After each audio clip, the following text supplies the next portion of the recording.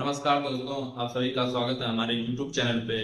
हम आज से स्टार्ट करने वाले हैं अलग अलग जो इम्पोर्टेंट करंट अफेयर्स में जो भी इम्पोर्टेंट टॉपिक होते हैं उसमें जो भी बहुत ही मोस्ट इम्पोर्टेंट टॉपिक हैं उसको लेकर आते रहेंगे आपके बीच।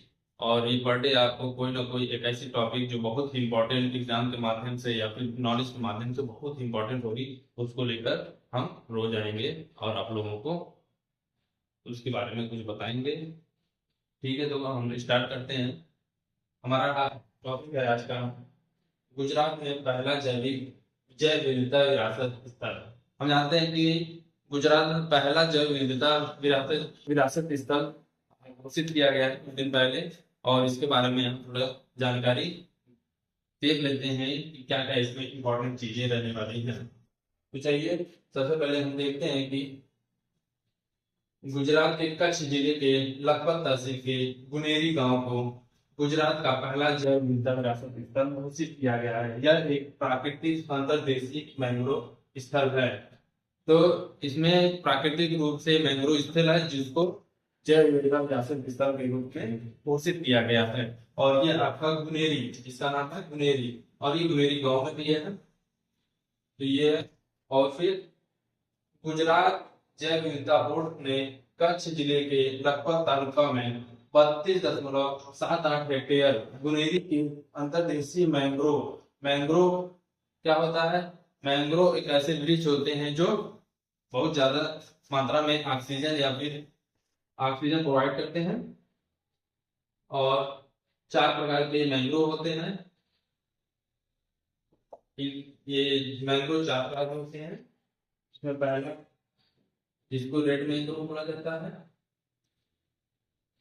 रेड। दूसरा है आपका ब्लैक ब्लैक मैंग्रोव। और तीसरा है व्हाइट मैंग्रोव। और चौथा है आपका button blue button blue mangrove. ये 4 टाइप के मैंग्रोव होते हैं।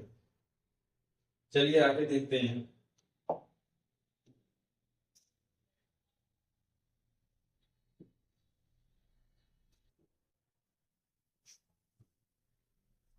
सूचित किया है। यह कच्छ के महान रण कोरी क्रीक और अरब सागर से क्रमशः 1.5 किलोमीटर दूर है। यानी कि कच्छ के रण से 1.75 किलोमीटर दूर है, और कोरी क्रीक से 4 किलोमीटर दूर है, और अरब सागर से आपका 45 किलोमीटर की दूरी पर स्थित है। इसे गुनेरी अंतर्देशीय मैंग्रोव स्थल के नाम से जाना जाता है। इसका नाम होगा गुनेरी अंतर्देशीय मैंग्रोव स्थल। यह 20 प्रवासी और 25 स्थानीय प्रवासी पक्षियों के प्रजातियों का प्रवास स्थल है। यहाँ पे प्रवास करते हैं।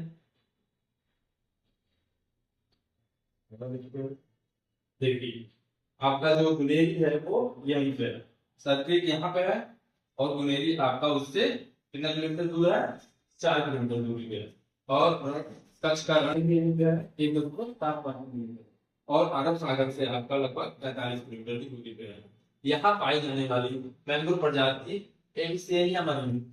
एविसेरिया मरीना जो है वो आपका व्हाइट व्हाइट नहीं, ब्लैक ब्लैक मैंग्रोव का ही एक प्रजाति है, एविसेरिया जिसको बोला जाता है। एविसेरिया। गुजरात जैव विविधता बोर्ड जैव विविधता अधिनियम 2002 की धारा 37 और गुजरात सरकार के गुजरात जैव विविधता अधिनियम 2010 के तहत बीएचएस को अधिसूचित किया है। बीएचएस को बोला जाता है बायोडाइवर्सिटी हेरिटेज साइट्स। जैव विविधता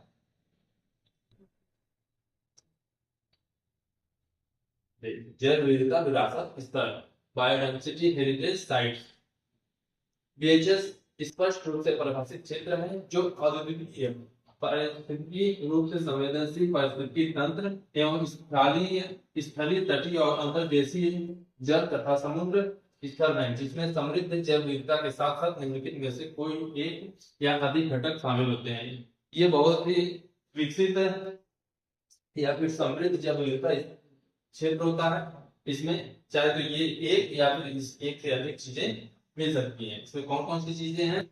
जंगली और पालतू प्रजाति या अंतर विशिष्ट श्रेणियों की समृद्धता हो सकती है, या कुछ स्थानिकता हो सकती है, या फिर दुर्लभ एवं संकटग्रस्त प्रजातियों की स्टोन प्रजातियों तथा विकासात्मक महत्व की प्रजातियों की उपस्थिति होती है, जिसमें की स्टोन प्रजातियां भी पाई जाती हैं। जो कि स्टोन प्रजातियां होती हैं वो एक ऐसी भूमिका निभाती हैं जो एक चाबी की तरह काम करता है। और क्या पाए जा सकते हैं? जीवाश्मी संतरों फॉसिल बेड्स पाए जाते हैं द्वारा दर्शाए गए जैव घटकों जैविक घटकों की विगत श्रेष्ठता हो सकती है, या सांस्कृतिक विविधता को बनाए रखने के लिए महत्वपूर्ण सांस्कृतिक नैतिक या सौंदर्य महत्व वाले क्षेत्र हो सकते हैं, या फिर औषधि पौधों के संरक्षित क्षेत्र जो औषधि रूप से बहुत ज्यादा इंपॉर्टेंट होते हैं, उनको भी जैव विविधता विरासत स्थल के रूप में घोषित किया जा सकता है। आइए आगे देखते हैं आपका बीएचएस की पहचान और घोषणा।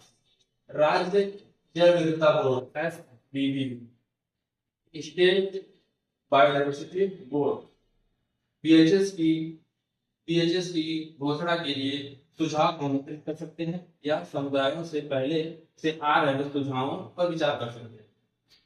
जैव विविधता प्रबंधन समितियां बायोडायवर्सिटी मैनेजमेंट कमेटी और अन्य प्रासंगिक सामुदायिक संस्थाओं जिसमें ग्राम सभाएं, पंचायतें, शहरी वार्ड, वन संरक्षण समितियां और जनजातीय परिषदें शामिल हैं, इसके माध्यम से कर सकती हैं।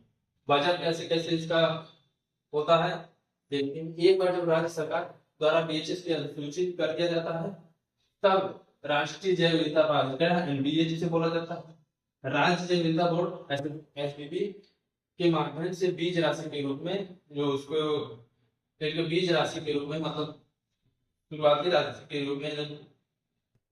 के रूप में पर्याप्त पोषक सहायता आवंटित करके बीएचएस की प्रारंभिक स्थापना को वित्तीय रूप से समर्थन ले सकते हैं। जो उसकी प्रारंभिक रूप से स्थापित करने के लिए जो राशि दी जाती है, इसके साथ ही बीएचएस की वित्तीय आवश्यकता को स्थानीय निकाय के वार्षिक बजट में शामिल किया जाता है।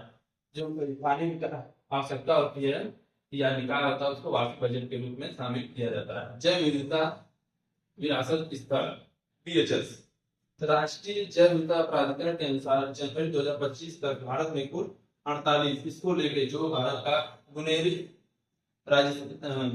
गुजरात का बुनेरी जो जैव विविधता विरासत स्थल है उसको लेकर 48 विरासत स्थल है। कर्नाटक के बेंगलुरु में नल्लूर इग्लिंग्रो को वर्ष 2007 में भारत का पहला जैव विविधता विरासत स्थल घोषित किया गया था। इसको जानने की जरूरत है। नल्लूर इग्लिंग्रो जैसे मैंग्रोव होता है भारत में बीएचएस की संख्या सबसे अधिक पश्चिम बंगाल में, क्योंकि वहां पे मैंग्रोव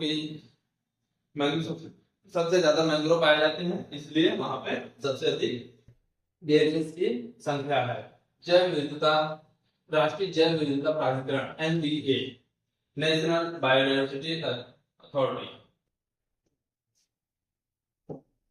वर्ष 2003 में केंद्र सरकार द्वारा भारत के जैव विविधता अधिनियम 2002 को लागू करके इसके लिए इसकी स्थापना की गई थी।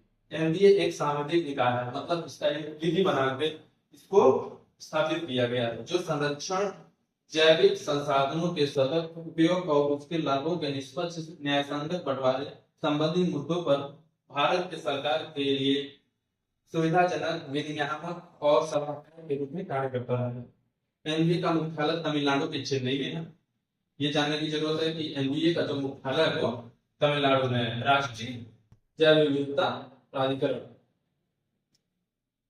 एनबीए राज्य सरकार को धारा 37 जो कि बीएचएस की धारा 37 के उपधारा 1 के तहत विरासत स्थलों के रूप में अधिसूचित किए जाने वाले जैव विविधता महत्व के क्षेत्रों के चयन, ऐसे विरासत स्थलों के प्रबंधन, संबंधी उपायों के बारे में सलाह देता है।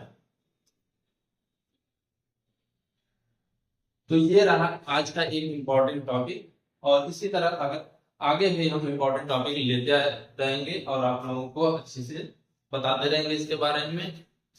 तो देखते रहिए हमारे चैनल को। धन्यवाद।